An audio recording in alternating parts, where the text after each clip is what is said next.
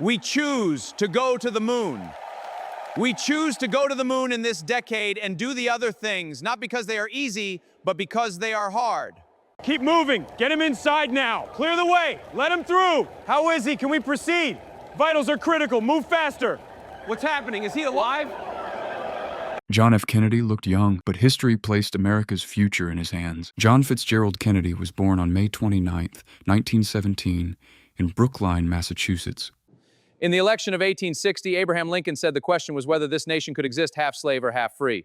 In the election of 1960, the question is whether the world will exist half slave or half free. His father, Joseph Kennedy Sr., was a wealthy businessman, investor, and later U.S. ambassador. The Kennedy family believed power, public service, and winning were not options. They were expectations. Behind his confident image, Kennedy suffered serious health problems for much of his life. At Harvard, Kennedy studied politics, history, and the growing threat of war in Europe. During World War II, Kennedy served in the U.S. Navy in the Pacific. In 1943, his PT-109 boat was destroyed, and Kennedy helped save surviving crewmen. After the war, Kennedy entered politics and won a seat in Congress in 1946. He later became a U.S. Senator, building his national image as a young leader. In 1960, Kennedy defeated Richard Nixon in one of America's closest elections.